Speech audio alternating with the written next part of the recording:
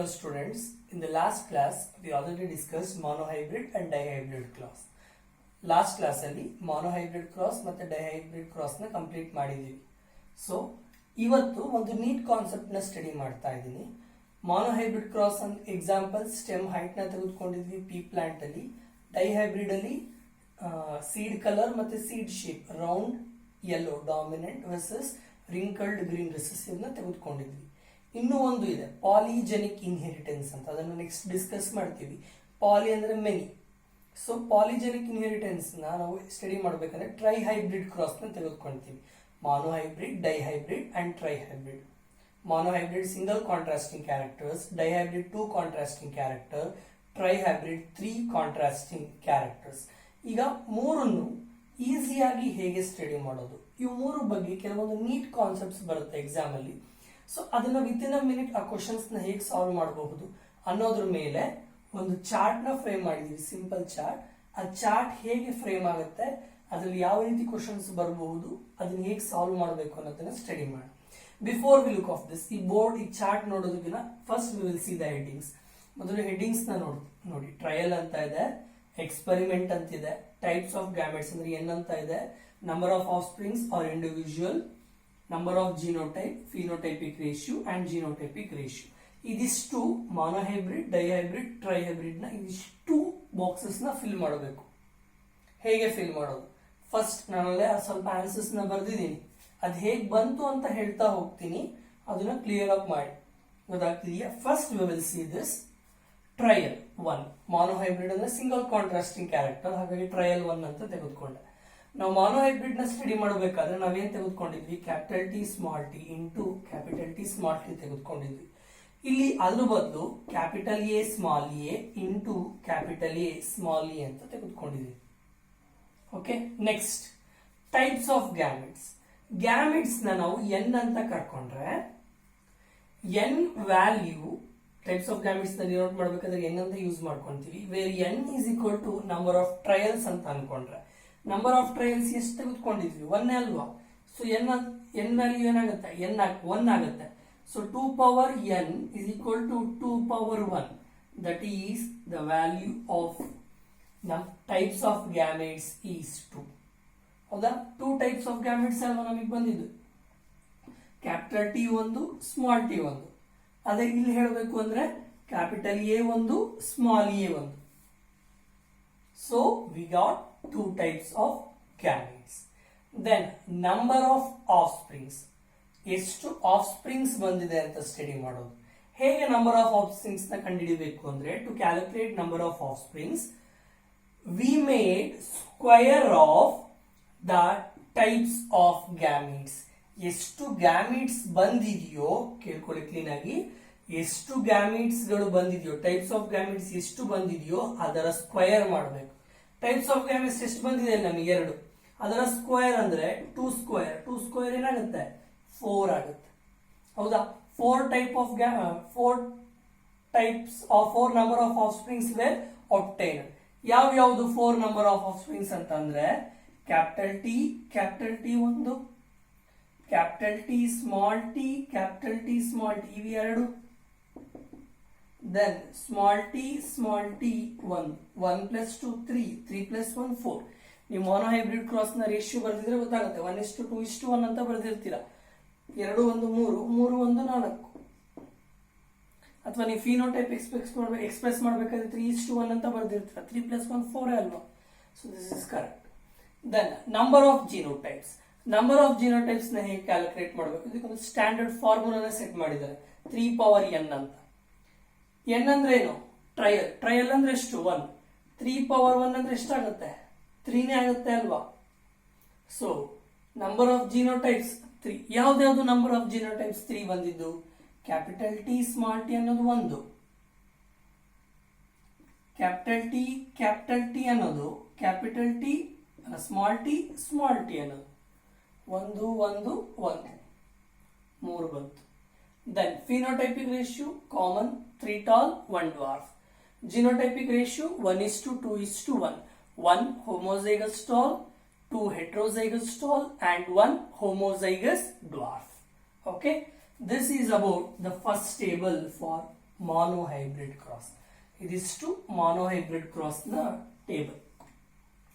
Then we will see the dihybrid cross table.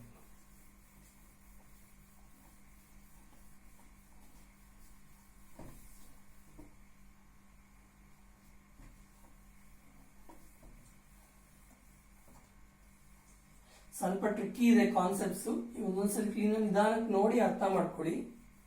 Okay, ಇನ್ನೊಂದ್ಸಲಿ ಹೇಳ್ತೀನಿ ನೋಡಿ. Monohybrid ಅಂದ್ರೆ single contrasting characters. So ನಾನು capital A small A ಒಂದು contrasting character ತೆಗೆದುಕೊಂಡಿದ್ದೀನಿ.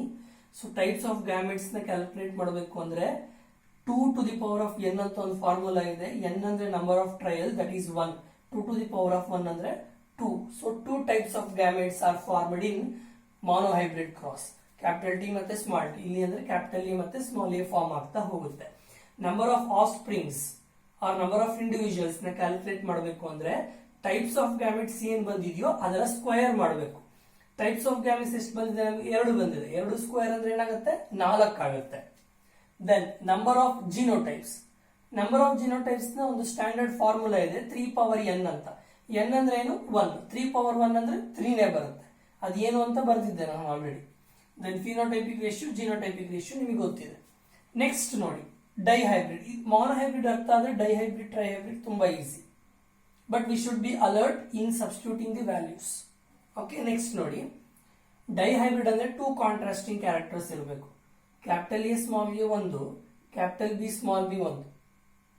ಅದರ opposite ಬರ್ಕೊಳ್ಳಿ. ಈಗ 2 power n ಅಂತ ಇದೆ.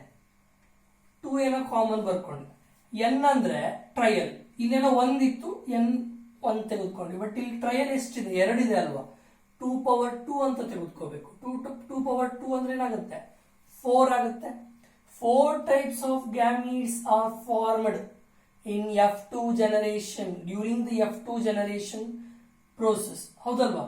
ನಾವು F2 ಜನರೇಷನ್ ಮಾಡಬೇಕು ಅಂದ್ರೆ ಡೈಹೈಬ್ರಿಡ್ ಕ್ರಾಸಿಗೆ ಪುನಃ ಇಟ್ಸ್ಕೊಂಡು ಚಕ್ಕರ್ ಬೋರ್ಡ್ ಹಾಕಬೇಕು ಅಂದ್ರೆ ನಾವು ಬರ್ಕೊಂಡಿದ್ವಿ capital R capital Y, capital R small y, small r capital Y, small r small y.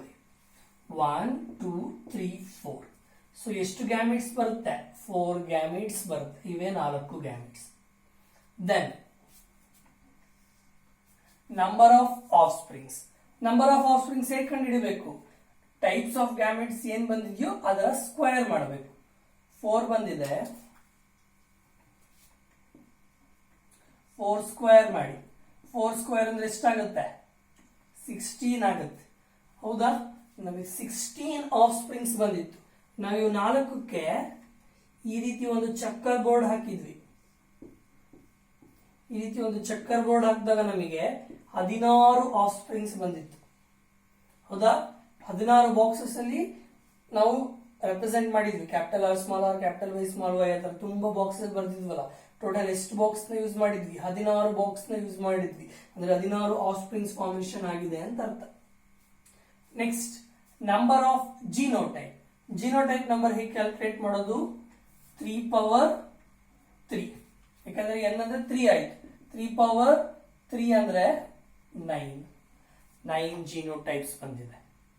ಈಗ ನಾನು ಹೇಳಿದೆ 9 ಮತ್ತೆ 16 ಅಂತ ಹೇಳಿದೆ. ಹೇಗೆ ಪ್ರೂಫ್ ಹೇಗೆ ಮಾಡೋದು? Let's look of this proof. ಇದು ಪ್ರೂಫ್ ಹೇಗೆ ತೆಗೆದುಕೋಬೇಕು ಒಂದು ಸ್ವಲ್ಪ ನೋಡಿ. ನಮಗೀಗ ಡೈಹೈಬ್ರಿಡ್ ಕ್ರಾಸ್ ನ ಫಿನೋಟೈಪ್ ಮತ್ತೆ ಜಿನೋಟೈಪ್ ಗೊತ್ತಿಲ್ಲ, ಕಂಡುಹಿಡಿಬೇಕು. ಹೇಗೆ ಕಂಡುಹಿಡಿಬೇಕು? With in a minute. ನಮಗೆ ಮಾನೋಹೈಬ್ರಿಡಿನ ಫಿನೋಟೈಪಿಕ್ ರೇಷಿಯೋ ಗೊತ್ತಿದೆ. ಎಷ್ಟು? 3:1 ಅಂತ. ಮಾನೋಹೈಬ್ರಿಡ್ ನ ಫಿನೋಟೈಪಿಕ್ ರೇಷಿಯೋನ ಸ್ಕ್ವೇರ್ ಮಾಡಿದ್ರೆ ಡೈಹೈಬ್ರಿಡ್ ಫಿನೋಟೈಪಿಕ್ ರೇಷಿಯೋ ಬರುತ್ತೆ. ಏನ್ ಮಾಡಬೇಕು? ಸ್ಕ್ವೇರ್ ಮಾಡಬೇಕು. That is 3:1 whole square. ಹೇಗೆ 3:1 ಸ್ಕ್ವೇರ್ ಮಾಡೋದು? ಮ್ಯಾಥಮೆಟಿಕ್ಸ್ ಅಲ್ಲಿ ನಾವು ಮಾಡಿರ್ತೀವಿ. 3:1 ಇಂಟು 3:1.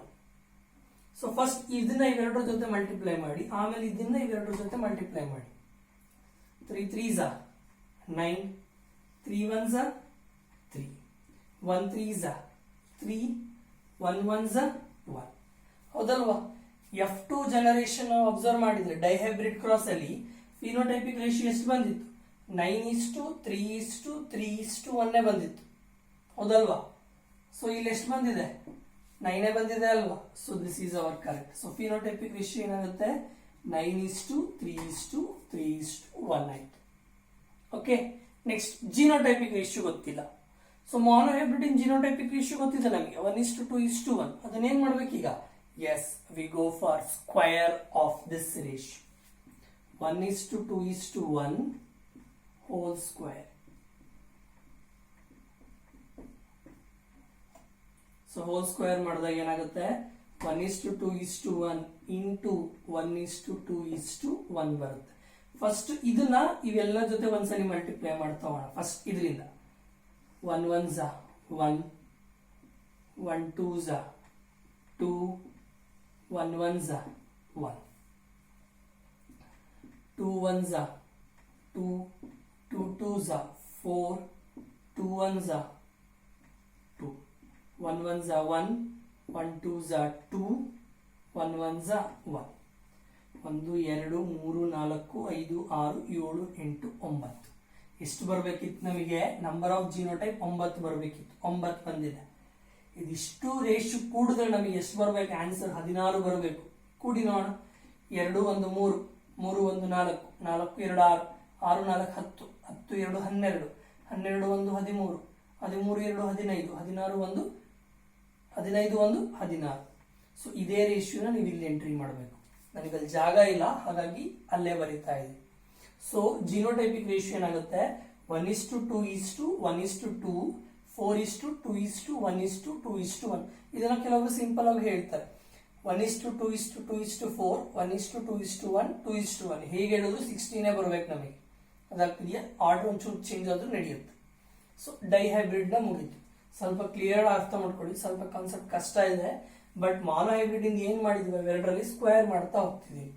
ಓಕೆ, ಸೊ ಇವೆರಡು ಅರ್ಥ ಆದ್ರೆ ಟ್ರೈಹೈಬ್ರಿಡ್ ನ ನೀವೇ ಮಾಡ್ತಾ ಹೋಗ್ಬೋದು. ತುಂಬಾ ಈಸಿ ಇದೆ, ಬಟ್ ಸ್ವಲ್ಪ ನಂಬರ್ಸ್ ಜಾಸ್ತಿ ಬರುತ್ತೆ ಅಷ್ಟೇ, ಇನ್ನೇನು ಚೇಂಜಸ್ ಏನಿಲ್ಲ. ನೀವು ಒಂದು ನೆನ್ಪಿಡ್ಕೊಳ್ಳಿ, ಈ ಟ್ರೈಹೈಬ್ರಿಡ್ ನ ರೇಷಿಯೋ ಬರಿಬೇಕಾದ್ರೆ ಇಲ್ಲಿ ಬರಿತೀನಿ ನಾನು ಬೇಕಾದ್ರೆ 1:2:2:4, 1:2:1, 2:1. ನೋಡಿ 4 2 6 8 9 10 11 12 13 14 15 16.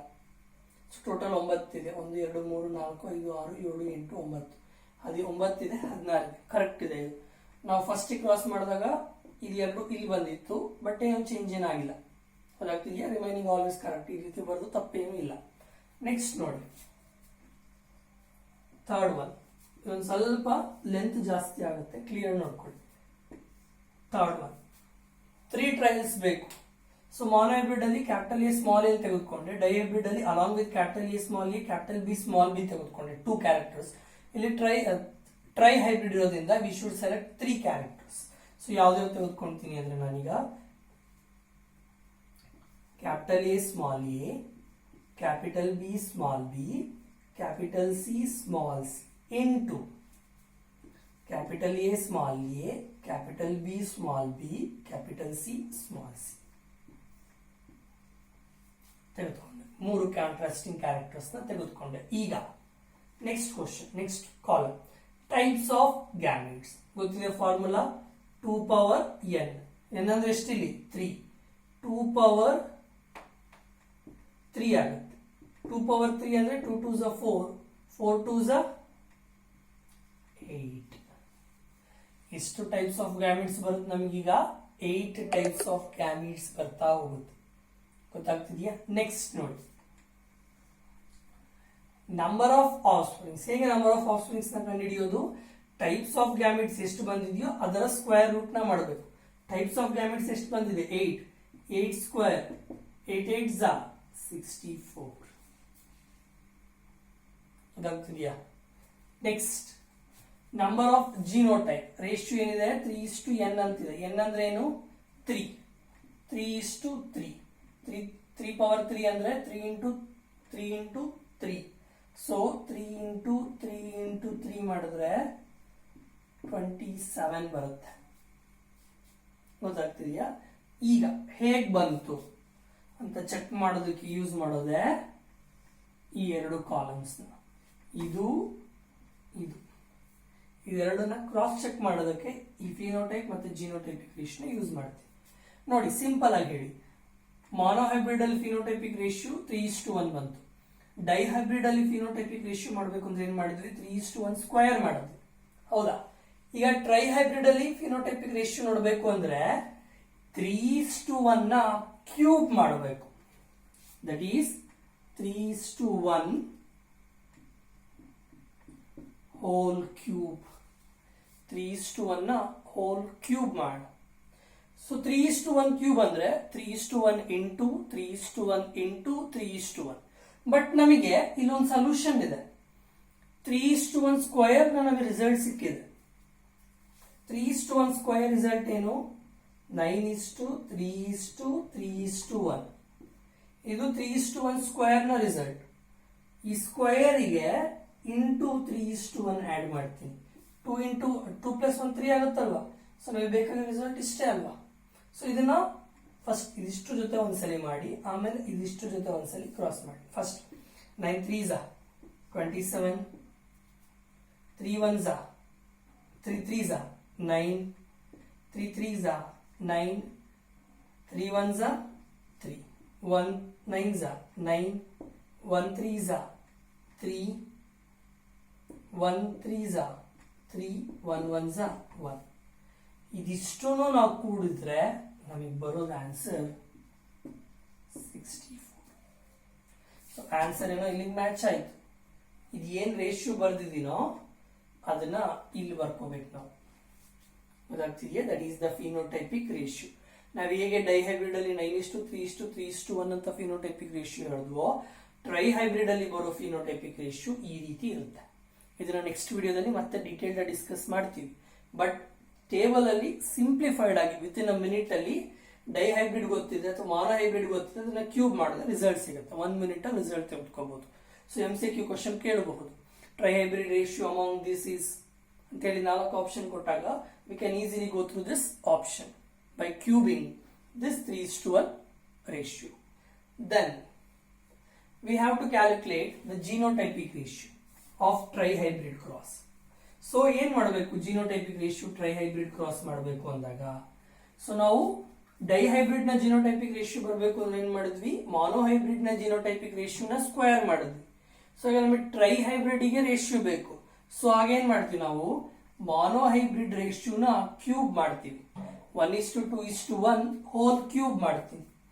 ಕ್ಯೂಬ್ ಮಾಡಬೇಕು ಅಂದ್ರೆ ನಾನು ಏನ್ ಬರ್ಕೋಬೇಕು, 1:2:1 ಇಂಟು 1:2:1 ಇಂಟು 1:2:1 ಅಂತ ಬರ್ಕೋಬೇಕು. ಇದನ್ನ 3 ಮಾಡೋದು ಲೆಂತಿ ಪ್ರೋಸೆಸ್. ಬಟ್ ನಮಗೆ 1:2:1 ಹೋಲ್ ಸ್ಕ್ವೇರ್ ನ ರಿಸಲ್ಟ್ ಗೊತ್ತಿದೆ. 1 2 2 4 1 2 1 2 1. ಇದಿಷ್ಟು ರಿಸಲ್ಟ್ ನಮಗೆ ಆಲ್ರೆಡಿ ಗೊತ್ತಿದೆ. ಇದಿಷ್ಟಕ್ಕೆ ವಿ ಜಸ್ಟ್ ಮಲ್ಟಿಪ್ಲೈ ದಿಸ್. ಇದನ್ನ ಮಲ್ಟಿಪ್ಲೈ ಮಾಡ್ತಾ ಹೋಗಿ, ಗೊತ್ತಾಗ್ತಿದ್ಯಾ. ಇದಿಷ್ಟನ್ನ ಮಲ್ಟಿಪ್ಲೈ ಮಾಡಬೇಕು. ನಾನು ಮೇಲ್ ಬರ್ಕೊಂತೀನಿ.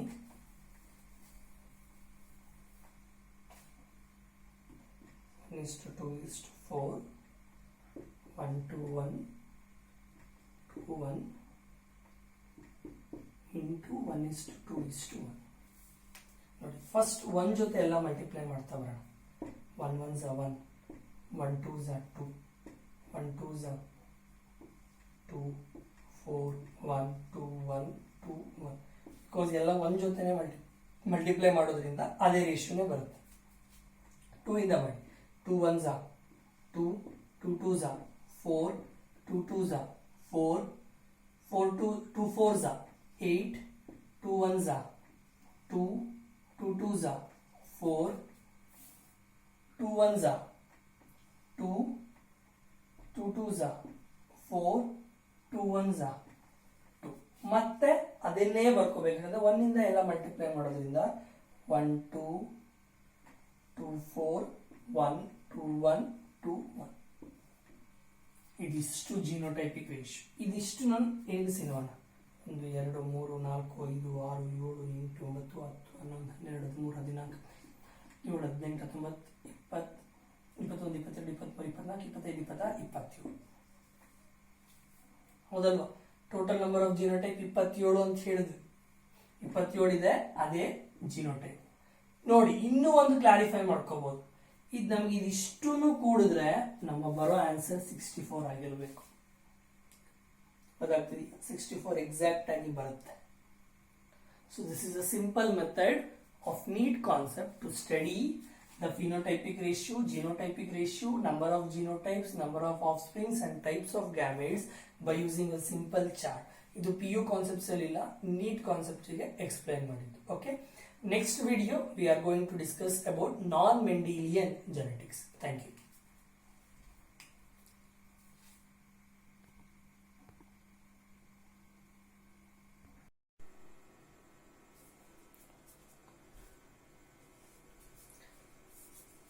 Dear students, in the last class we already discussed about some very important neat concept, that is how to calculate the genotype, number of offsprings in monohybrid, dihybrid and trihybrid cross. Now we are enter to our next NCERT concept, that is non-Mendelian genetics. So far we learn about Mendelian genetics, that is the father of genetics. So we learn about Mendel experiments and his laws also, that is we come to know about law of dominance, law of purity of gametes as well as law of independent assortment. Okay, that we are learning about Mendelian period of experiments. Now we move on with non-Mendelian genetics. That means the genetical work or the work that is done in the field of genetics other than Mendel. Mendel na bittu ಬೇರೆ ಕೆಲವೊಬ್ಬ ವಿಜ್ಞಾನಿಗಳು genetics field ಅಲ್ಲಿ ಕೆಲವೊಂದು experiments ನ ಮಾಡಿದ್ದಾರೆ. ಅವರ ಬಗ್ಗೆ, ಆ experiments ನ ಬಗ್ಗೆ ಮತ್ತು ಅವರ ಹೇಳಿರುವ ಲಾಸ್ ನ ಬಗ್ಗೆ ಸ್ಟಡಿ ಮಾಡ್ತಾ ಹೋಗೋಣ. ಓಕೆ, ಸೊ ಫಸ್ಟ್ ನಮಗೆ ಗೊತ್ತಿದೆ Mendel was born in 1822 in Austria and is done in 1884 ಅಂತ ಗೊತ್ತಿದೆ. 62 ವರ್ಷ ಮೆಂಡಲ್ ಬದುಕಿದ್ದ. But when Mendel was living, ಅವನು ಬದುಕಿದ್ದಾಗ ಅವನ ಪ್ರಿನ್ಸಿಪಲ್ಸ್ ನ ಯಾರು ಒಪ್ಕೊಳ್ಳೇ ಇಲ್ಲ. After the death of Mendel 1884 ಅಲ್ಲಿ ಡೆತ್ ಆಗ್ತಾನೆ. After exactly 16 years, that is 1900, 1900ನೇ ವರ್ಷದಲ್ಲಿ there are 3 persons, that is Hugodi-Veris, Correns and Schumacher. These 3 persons were rediscovered Mendelian work. Mendel ಮಾಡಿರುವ ವರ್ಕ್ ನ ಮತ್ತೆ ಸಂಶೋಧನೆ ಮಾಡಿ ಅದನ್ನ ಮತ್ತೆ ಪಬ್ಲಿಷ್ ಮಾಡಿದ್ದು ಇವ್ರು 3 ಜನ. ಒಂದು Hugo de Vries, that is is from Holland, and Correns is from Germany, and ಶಮಾರ್ is from Austria. Austria is a birthplace of Mendel or birth country of Mendel. Mendel ಹುಟ್ಟಿದ್ದು ಆಸ್ಟ್ರಿಯಾದಲ್ಲೇ. Okay, these 3 persons, they were rediscovered Mendelian work.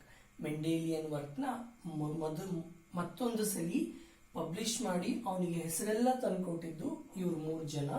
ಯಾವಾಗ ಅಂದ್ರೆ 1900 ಇಸ್ವಿಲಿ ಇವರು ಮತ್ತೆ Mendel work ನ ಇನ್ನೊಂದು ಸಲಿ publish ಮಾಡುತ್ತಾರೆ. ಎಕ್ಸಾಕ್ಟ್ಲಿ ಮೆಂಡಲ್ ಸತ್ತು 16 ವರ್ಷ ಆದ್ಮೇಲೆ. ದೆನ್ ಸೊ ಇದಿಷ್ಟು ಒಂದ್ ಸೈಡ್ ಆದ್ರೆ, next we move on with gene interactions. So ಹೇಗೆ ಜೀನ್ಸ್ ಅಲ್ಲಿ ಇಂಟರಾಕ್ಷನ್ಸ್ ಆಗುತ್ತೆ? ಈ ಜೀನ್ ಇಂಟರಾಕ್ಷನ್ಸ್ ನ 2 ರೀತಿ ಡಿವೈಡ್ ಮಾಡಿದ್ವಿ.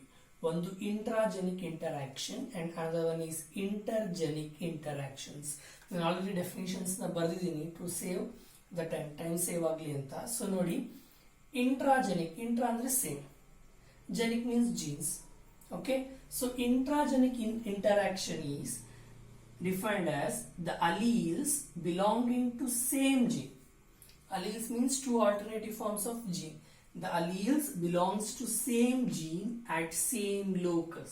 Locus means the position of gene.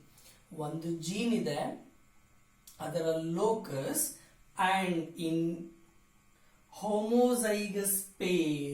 So for example, take this is a homologous chromosome. ಈ homologous chromosome ಅಲ್ಲಿ ಇದು same locus, that is position of gene.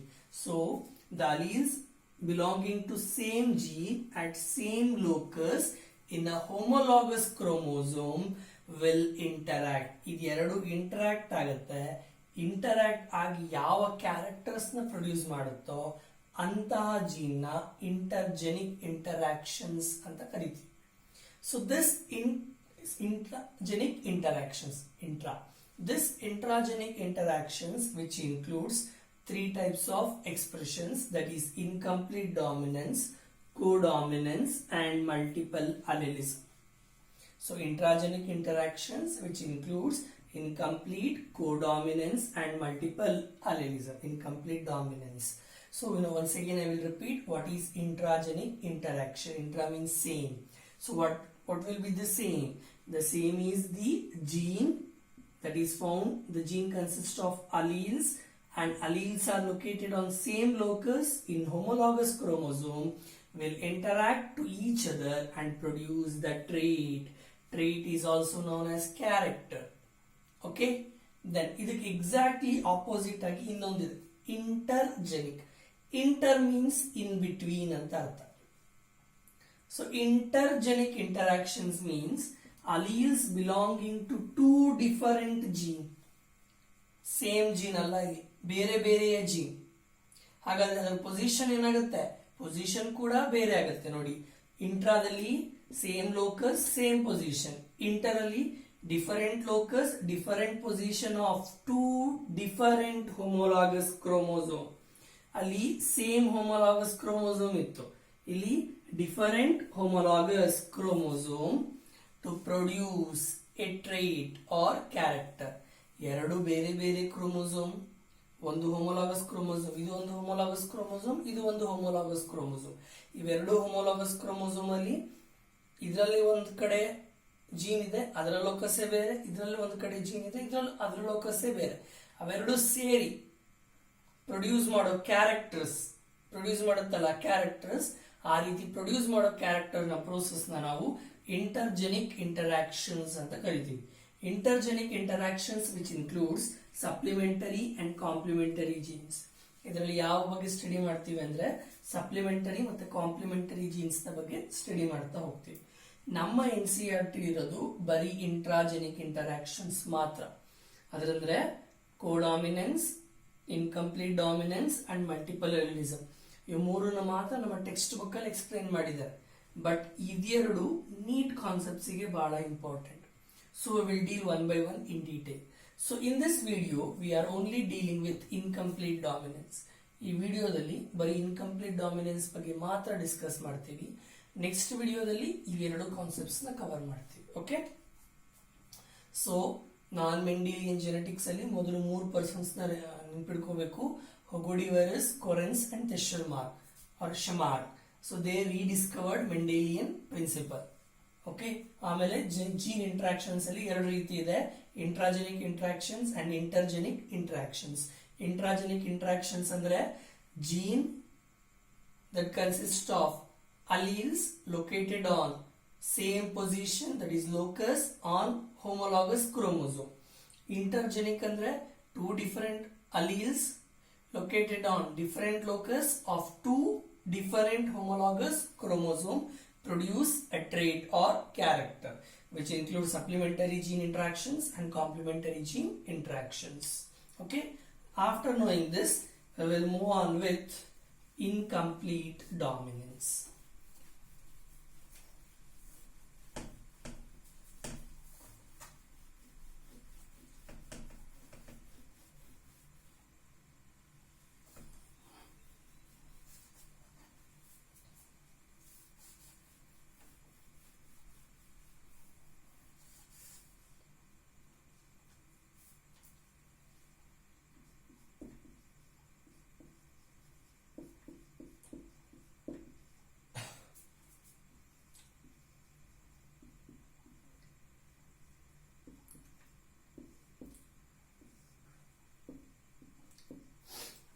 ಏನು ಇನ್ಕಂಪ್ಲೀಟ್ ಡಾಮಿನೆನ್ಸ್ ಅಂತ ಅಂದ್ರೆ?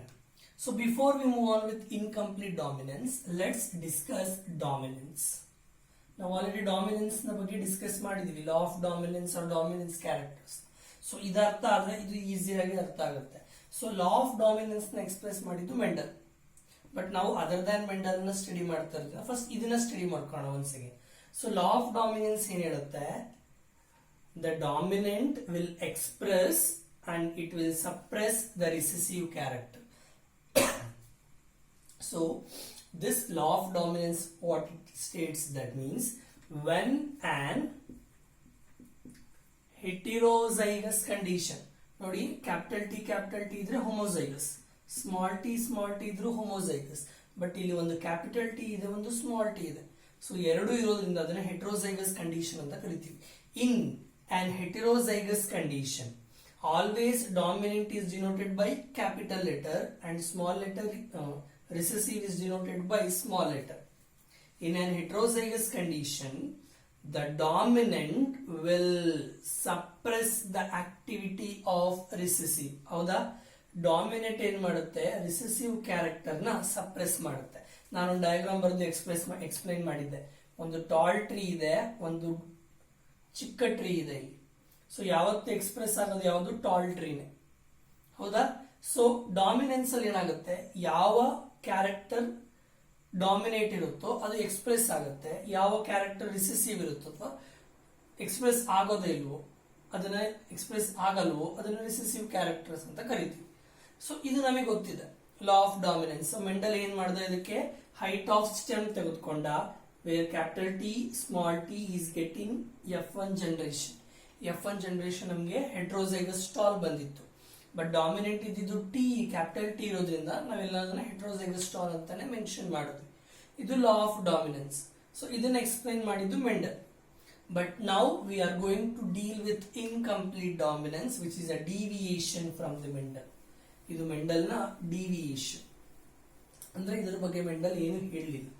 ಸೊ ಮೆಂಡಲ್ ಹೇಳಿದ್ದು ಲಾ ಆಫ್ ಡಾಮಿನೆನ್ಸ್ ಅರ್ಥ ಏನು ಅಂದ್ರೆ, in a heterozygous condition, always the dominant will express and it will suppress the recessive character.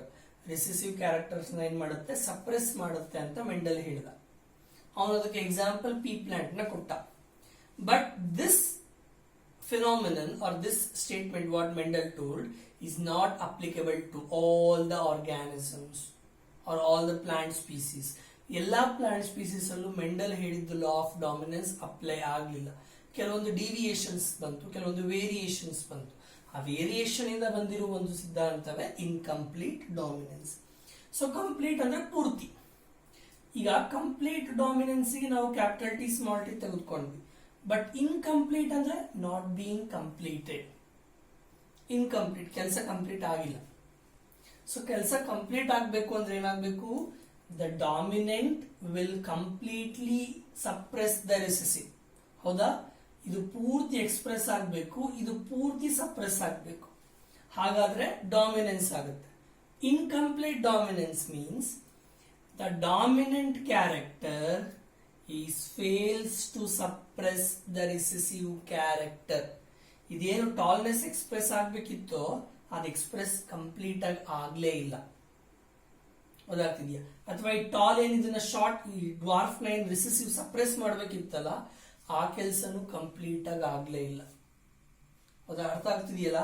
So incomplete dominance means I will take, instead of capital T small T, I will take capital A and small A. ಇದು dominant. ನಮಗೆ ಗೊತ್ತಿರೋ ಪ್ರಕಾರ, ಲಾ of dominance ಪ್ರಕಾರ ಇದು express ಆಗಬೇಕು, ಇದು suppress ಆಗಬೇಕು. ಇದನ್ನ ಸಪ್ರೆಸ್ ಮಾಡೋದು ಯಾರು? Capital A. Capital A will suppress the small A. Suppress ಮಾಡೋ ಕೆಲಸ ಯಾವುದು? Capital A. Capital A suppress ಯಾವ್ದು ಆಗ್ಬೇಕಿತ್ತು? Small A. ಬಟ್ ಈ ಇನ್ಕಂಪ್ಲೀಟ್ ಡಾಮಿನೆನ್ಸ್ ಅಲ್ಲಿ ಏನಾಗುತ್ತೆ ಅಂದ್ರೆ, this capital A cannot suppress this small A completely. Complete ಆಗಿ ಇದನ್ನ ಸಪ್ರೆಸ್ ಮಾಡೋದೇ ಇಲ್ಲ. It will suppress impartially or incompletely. That's why we have a name incomplete dominance. So ಹೇಗೆ define ಮಾಡೋದು incomplete dominance ನ? ನಿಮ್ಗೆ ಎಕ್ಸಾಂಪಲ್ ಹೇಳಿದ್ರೆ ಅರ್ಥ ಆಗುತ್ತೆ. Before that we move on with statement.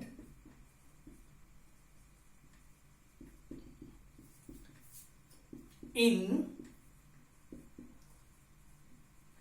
heterozygous condition,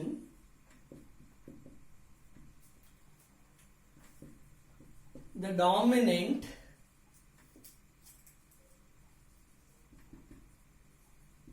in heterozygous condition, the dominant allele of gene, ನೀವು dominant gene ಅಂತ ಅನ್ನೋದು ಬರೀಬಹುದು. ಇನ್ನು ಟೆಕ್ನಿಕಲಿ ಕರೆಕ್ಟ್ ಅಂದ್ರೆ dominant allele of the gene in heterozygous condition. This condition is compulsory. In heterozygous condition, the dominant allele of a gene is fails to suppress the recessive gene completely. In an heterozygous condition, the dominant allele or dominant gene is fails ಕೆಲಸ complete ಮಾಡೋದಕ್ಕೆ ಆಗಿಲ್ಲ, is fails to suppress the recessive gene completely. As a result, complete ಆಗಿ suppress ಮಾಡಕ್ ಆಗ್ಲಿಲ್ಲ. As a result, intermediate character is obtained. Intermediate ನಮಗೆ ಗೊತ್ತಿರೋದು tall ಮತ್ತೆ dwarf. Tall complete ಆಗಿ ಎಕ್ಸ್ಪ್ರೆಸ್ ಆಗಿದೆ, ಡ್ವಾರ್ಫ್ ಕಂಪ್ಲೀಟ್ ಆಗಿ ಸಪ್ರೆಸ್ ಆಗಿದೆ. ಹಾಗಾಗಿ ಟಾಲ್ ಡಾಮಿನೇಟ್ ಇರೋದ್ರಿಂದ ಬರೋ ಆಫ್ಸ್ಪ್ರಿಂಗ್ಸ್ ಎಲ್ಲ ಟಾಲ್ ಬಂದಿದೆ. ಸೊ ಈ ಇನ್ಕಂಪ್ಲೀಟ್ ಡಾಮಿನೆನ್ಸ್ ಪ್ರಕಾರ ಇದನ್ನ ಅಪ್ಲೈ ಮಾಡಿದ್ರೆ ಇಲ್ಲಿ ಟಾಲ್ ಕಂಪ್ಲೀಟ್ ಆಗಿ ಎಕ್ಸ್ಪ್ರೆಸ್ ಆಗಿಲ್ಲ, ಡ್ವಾರ್ಫ್ ಕಂಪ್ಲೀಟ್ ಆಗಿ ಸಪ್ರೆಸ್ ಕೂಡ ಆಗಿಲ್ಲ. ಈಗ ಬರೋ ಆಫ್ಸ್ಪ್ರಿಂಗ್ಸ್ ಪೂರ್ತಿ ಟಾಲ್ ಇಲ್ಲ, ಪೂರ್ತಿ ಡ್ವಾರ್ಫ್ ಇಲ್ಲ, ಮಧ್ಯದಲ್ಲಿದೆ, ಇಂಟರ್ಮೀಡಿಯೇಟ್ ಅಂದ್ರೆ ಮಧ್ಯದಲ್ಲಿ. So that condition is known as incomplete dominance. Okay, this is a definition. ಇದನ್ನ 5 ಮಾರ್ಕ್ಸ್ ಅಲ್ಲಿ ಕೇಳ್ತಾರೆ, ಸ್ಕಿಮ್ಯಾಟಿಕ್ ರೆಪ್ರೆಸೆಂಟೇಷನ್. ಈಗ ನಾವು ಡೆಫಿನೇಷನ್ ಬರ್ದಿದ್ದೀವಿ, F1 ಜನರೇಷನ್ ಮತ್ತೆ F2 ಜನರೇಷನ್ ಎರಡನ್ನು ಕ್ಲೀನ್ ಆಗಿ ಬರೆದ್ರೆ ಈ ಕ್ವಶನ್ ಗೆ ಆನ್ಸರ್ಸ್ ಕಂಪ್ಲೀಟ್ ಆಗುತ್ತೆ, ಕಾನ್ಸೆಪ್ಟ್ ಕೂಡ ಮುಗಿಯುತ್ತೆ. ಓಕೆ, ಸೊ ಡೆಫಿನೇಷನ್ ಆಯ್ತು, ಸ್ಟೇಟ್ಮೆಂಟ್ ಆಯ್ತು. So in an heterozygous condition should be compulsory. In a heterozygous condition the dominant allele fails to suppress the recessive allele completely. As a result, the intermediate character is obtained, and this type of dominance is known as incomplete dominance. Then examples. Incomplete dominance illi nodtivi andre it is seen in flowers, flower color of 2 different plants.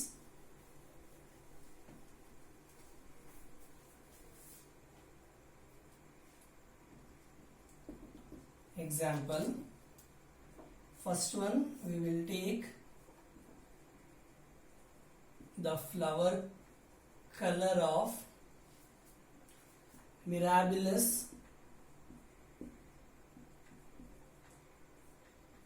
jalpa. Mirabilis jalpa ಇದು ಒಂದು ಗಿಡ. ಈ ಗಿಡದ flower colour ಅಲ್ಲಿ ನಾವು incomplete dominance ನ ನೋಡ್ತೀವಿ. ಮಿರಾಬಿಲಸ್ ಜಲಪನ 4 o'clock plant ಅಂತಾನು ಕರಿತೀವಿ. ಕನ್ನಡದಲ್ಲಿ ಇದನ್ನ ಸಂಜೆ ಮಲ್ಲಿಗೆ ಅಂತ ಕರೀತಾರೆ. ಇನ್ನೂ ಒಂದು ಯಾವ್ದು ಎಕ್ಸಾಂಪಲ್ ಅಂತ ಅಂದ್ರೆ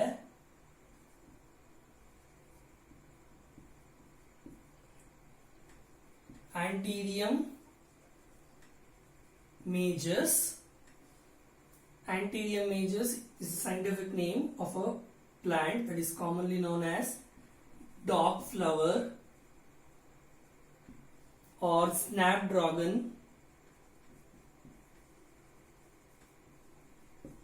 Dog flower ಅಥವಾ snapdragon ಅಂತ ಕರೀತಾರೆ. This Anthurium majus flower color.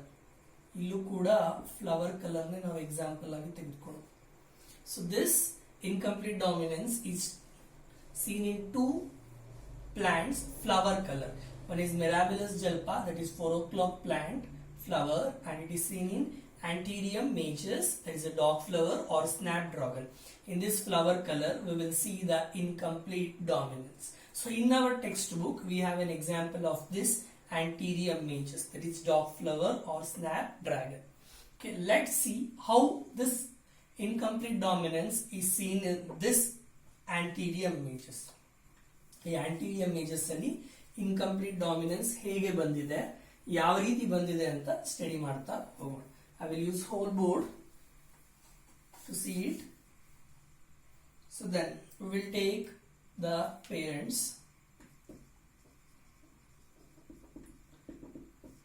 Here we will take the parents of two flowers of two plants, that is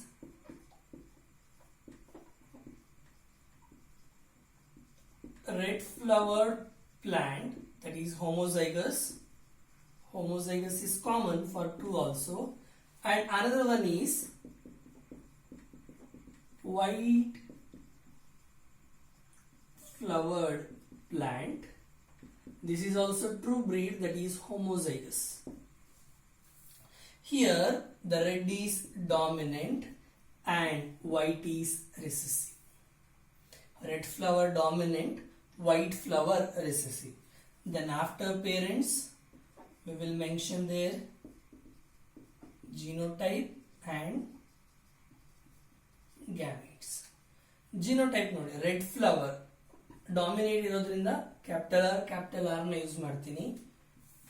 white flower ಇದಕ್ಕೆ ಆಪೋಸಿಟ್ ಆಗಿ ಯೂಸ್ ಮಾಡಬೇಕು ಅಂಡ್ ಸ್ಮಾಲ್ ಲೆಟರ್ಸ್ ನ ಬರಬೇಕು because it is recessive. So I will use small R. Dominant ನ capital R ಅಂತ ಬರ್ತಿದ್ದೀನಿ, red. White recessive ಇರೋದ್ರಿಂದ small R ಅಂತ ಬರ್ತಿದ್ದೀನಿ. ಗ್ಯಾಮೆಟ್ಸ್ ಏನಾಗುತ್ತೆ, ಹೋಮೋಗ್ಯಾಮೆಟ್ಸ್ ಇರೋದ್ರಿಂದ ಒಂದು ತೆಗೆದುಕೊಳ್ತೀನಿ. ಸೊ ಇಲ್ಲೂ ಹೋಮೋಗ್ಯಾಮೆಟ್ಸ್ ಇರೋದ್ರಿಂದ ಒಂದು ಗ್ಯಾಮೆಟ್ ತೆಗೆದುಕೊಳ್ತೀನಿ. ಕ್ರಾಸ್ ಮಾಡಿ. ಇನ್ F1 generation we obtain capital R small r. Simple. Capital T small T ಏನ್ ಕ್ರಾಸ್ ಮಾಡಿದ್ವು ಅದೇ ರೀತಿನೇ ಮಾಡ್ತಾ ಇದೆ. ಸೊ ನಾವು ಇಲ್ಲಿ ನೋಡಿ, ನಾನು ಬರೀತೀನಿ law of dominance. Once again go back to law of dominance. Capital T small T ಇತ್ತು, ಎರಡು ಗ್ಯಾಮೆಟ್ಸ್ ನ ಫ್ಯೂಸ್ ಮಾಡಿದಾಗ ಕ್ಯಾಪಿಟಲ್ ಟಿ ಸ್ಮಾಲ್ ಟಿ ಬಂತು F1 ಜನರೇಷನ್ ಅಲ್ಲಿ. ಸೊ ಅದನ್ನ ನಾವು ಟಾಲ್ ಅಂತ ಕರೆದ್ವಿ, ಹೆಟ್ರೋಸೈಗಸ್ ಟಾಲ್ ಅಂತ ಕರೆದ್ವಿ. Tall is found in parents. Complete ಆಗಿ ಟಾಲ್ ಡ್ವಾರ್ಫ್ ನ ಸಪ್ರೆಸ್ ಮಾಡಿತ್ತು, ಬಟ್ ಇಲ್ಲಿ ಕಂಪ್ಲೀಟ್ ಆಗಿ ಸಪ್ರೆಸ್ ಆಗಿಲ್ಲ. ಸೊ ತೆಗೆದುಕೊಂಡಿರೋ ಫ್ಲವರ್ಸ್ ಕಲರ್ಸ್ ಯಾವುವು, ರೆಡ್ ಮತ್ತೆ ವೈಟ್. ಇಲ್ಲಿ ಬಂದಿರೋ ಜಿನೋಟೈಪ್ ಏನಿದೆ, ಕ್ಯಾಪಿಟಲ್ ಆರ್ ಸ್ಮಾಲ್ ಆರ್ ಇದೆ. ಅಂದ್ರೆ capital R red, small R white. So red dominant ಇರೋದ್ರ ಪ್ರಕಾರ ರೆಡ್ ಕಲರ್ಡ್ ಫ್ಲವರೇ ಬರ್ಬೇಕಿತ್ತು F1 ಜನರೇಷನ್ ಅಲ್ಲಿ. ಹೌದಾ? ನಮ್ಮ ಅಂದಾಜ್ ಪ್ರಕಾರ ಆರ್ ಡಾಮಿನೆಂಟ್ ರೆಡ್ ಇದೆ, ರೆಡ್ಡೇ ಬರ್ಬೇಕಿತ್ತು, ಬಟ್ ರೆಡ್ ಬರಲಿಲ್ಲ. ಸೊ ಯಾಕೆ ಬರಲಿಲ್ಲ ಅಂದ್ರೆ this dominant is fails to suppress this. ಇದನ್ನ ಕಂಪ್ಲೀಟ್ ಆಗಿ ಸಪ್ರೆಸ್ ಮಾಡೋ ಕೈಯಲ್ಲಿ ಆಗ್ಲೇ ಇಲ್ಲ, ಸಪ್ರೆಸ್ ಮಾಡಲಿಲ್ಲ. As a result the intermediate character, the pink coloured flower is found in F1 generation. ಏನ್ F1 ಜನರೇಷನ್ ರೆಡ್ ಬರ್ಬೇಕಿತ್ತು, law of dominance according to Mendel. But ಅವನ ಪ್ರಕಾರ ಡಾಮಿನೆನ್ಸ್, ಅವನು ಹೇಳಿರೋ ಡಾಮಿನೆನ್ಸ್ ಪ್ರಕಾರ ರೆಡ್ ಬರಲಿಲ್ಲ. ಬಂದಿದ್ ಯಾವುದು, intermediate character pink colour flower which is not found in any two of the parents. ಯಾವುದೇ ಎರಡು ಪೇರೆಂಟ್ಸ್ ಅಲ್ಲಿ ಪಿಂಕ್ ಜೀನ್ಸ್ ಅಥವಾ ಜಿನೋಟೈಪ್ಸ್ ಇರಲಿಲ್ಲ, ಅದು ಹೊಸದಾಗಿ ಬಂತು. ಸೊ F1 ಜನರೇಷನ್ ಪಿಂಕ್ ಬಂತು. To get F2 generation, F2 generation ಬೇಕು ಅಂದ್ರೆ ಏನ್ ಮಾಡಬೇಕು, ಸೇಮ್ ಫಿನಾಮಿನನ್ ಮಾನೋಹೈಬ್ರಿಡ್ ಅಲ್ಲಿ ಏನ್ ಅಪ್ಲೈ ಮಾಡಿದ್ವು ಅದೇ ರೀತಿ we go for selfing of F1 generation. F1 generation ಏನ್ ಮಾಡಬೇಕು, ಸೆಲ್ಫಿಂಗ್ ಮಾಡಬೇಕು. Will rub this. ನೀವು ಕೆಳಗಡೆ ಬರ್ಕೊಳ್ಳಿ, F1 ಜನರೇಷನ್ ಕೆಳಗಡೆ F2 ಜನರೇಷನ್ ಬರ್ಕೊಳ್ಳಿ. ನನ್ನ ಬೋರ್ಡ್ ಚಿಕ್ಕದಿದೆ ಹಾಗಾಗಿ ಅಳಿಸಿ ಬರಿತಾ ಇದ್ದೀನಿ. ಸೇಮ್ ಸಿನಾರಿಯೋ F2 ಜನರೇಷನ್ ಅಲ್ಲಿ. So in F2 generation selfing ಮಾಡ್ತೀವಿ. ಸೊ ಪೇರೆಂಟ್ಸ್ ಏನಾಗುತ್ತೆ, ಪಿಂಕ್ ಕಲರ್ಡ್ ಫ್ಲವರ್. ಹೌದಲ್ವಾ? F1 ನಮಗೆ ಕೊನೆಗೆ ಬಂದಿದ್ದು pink colour flower hybrid. So F1 ನಾವು ತೆಗೆದುಕೊಂಡಿರೋದು pink coloured flower into pink coloured flower. Parent ಆಯ್ತು. ಜಿನೋಟೈಪ್ ಏನು, ಪಿಂಕ್ ಕಲರ್ದು capital R small R into capital R small R. Gametes capital R small R. ಬೇರೆ ಇದೆ ಹೆಟ್ರೋಗ್ಯಾಮಿಟ್ಸ್ ಸಪ್ರೇಟ್ ಬರ್ಕೊಳ್ಳಿ. Capital R small R. Same monohybrid but ಸ್ವಲ್ಪ variations ಇದೆ. So cross ಮಾಡಬೇಕು. Cross ಮಾಡೋದಕ್ಕೆ ನಾವು ಚೆಕ್ಕರ್ ಬೋರ್ಡ್ ಕೂಡ ಹಾಕ್ತಿವಿ, ಗೊತ್ತಿರ್ಬೋದು. Punnett square or checker board, ಈ ರೀತಿ ಒಂದು ಬೋರ್ಡ್ ಕೂಡ ಹಾಕ್ತಿವಿ. ಈ ಬೋರ್ಡ್ ಹಾಕೋದು ರಿಸಲ್ಟ್ ತರಬಹುದು. ಅಥವಾ ಇನ್ನೂ ಒಂದು ಮೆಥಡ್ ಹೇಳ್ಕೊಟ್ಟಿದ್ದೀನಿ ನಾನು ನಿಮಗೆ. ಸೊ ಕ್ರಾಸ್ ಮಾಡಿ ಅಂತ ಹೇಳ್ಕೊಟ್ಟಿದ್ದೀನಿ. ಹೇಗೆ ಅಂದ್ರೆ ಇದೆರಡನ್ನ 1 2 ಅಂತ ಬರ್ಕೊಳ್ಳಿ, ಇದನ್ನ 3 4 ಅಂತ ಬರ್ಕೊಳ್ಳಿ. ಹೇಗೆ ಕ್ರಾಸ್ ಮಾಡೋದು ಅಂದ್ರೆ 1 ಅನ್ನ 3 4 ಜೊತೆ ಒಂದೊಂದ್ಸಲಿ ಕ್ರಾಸ್ ಮಾಡಿ, 2 ನ 3 ಮತ್ತೆ 4 ಜೊತೆ ಒಂದೊಂದ್ಸಲಿ ಕ್ರಾಸ್ ಮಾಡಿ. ಹೇಗೆ ಅಂದ್ರೆ 1 into 3 1 into 4, then 2 into 3 2 into 4. It is very easy. ನೋಡಿ 1 into 3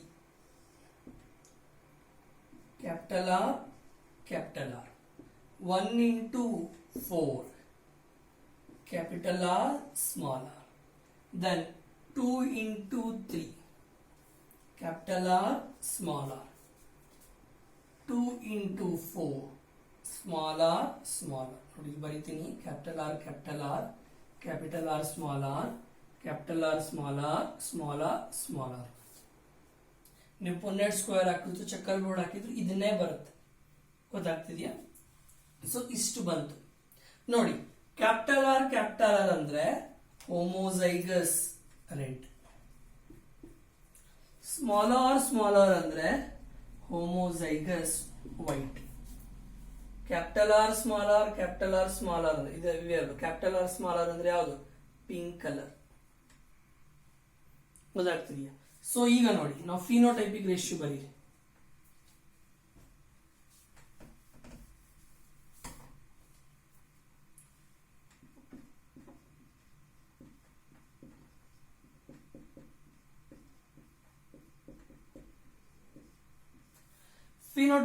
Phenotype means study of external characters. ನೋಡಿ capital R small R, capital R ಅದು ಒಂದು external character, capital R small R ಅನ್ನೋದು ಒಂದು ಎಕ್ಸ್ಟರ್ನಲ್ ಕ್ಯಾರೆಕ್ಟರ್, ಸ್ಮಾಲ್ ಆರ್ ಅನ್ನೋದು ಒಂದು external character. Capital R ಅಂದ್ರೆ red, capital R small R ಅಂದ್ರೆ pink, small R ಅಂದ್ರೆ ವೈಟ್. ಸೊ ಫಿನೋಟೈಪಿಕ್ ರೇಷಿಯೋ ಎಷ್ಟಾಗುತ್ತೆ? 1:2:1. This is a phenotypic ratio of incomplete dominance. So next,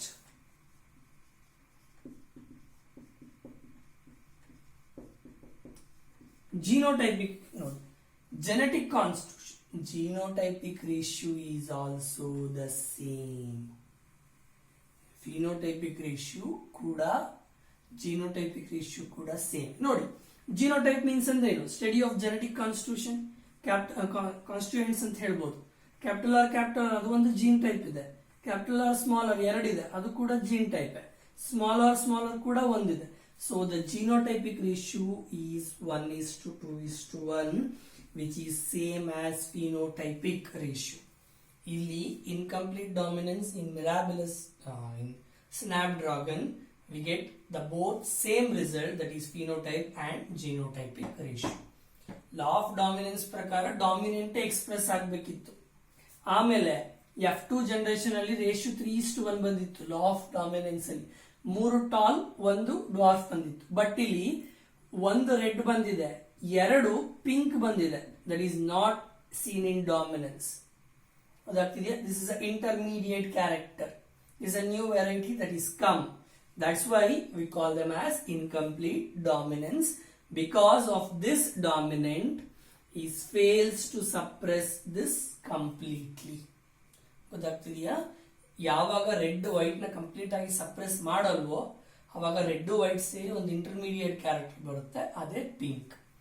ಗೊತ್ತಾಗ್ತಿದೆಯಾ? This completes law of dominance. ಇಷ್ಟನ್ನು ಬರೆದ್ರೆ 5 marks question ಕೂಡ ಆಗುತ್ತೆ. So in next video, in next class, that is we are going to deal with codominance and multiple allelism. Incomplete dominance ಮುಗ್ದಿದೆ, codominance ಮತ್ತೆ multiple allelism ನ discuss ಮಾಡೋಣ. Okay, thank you.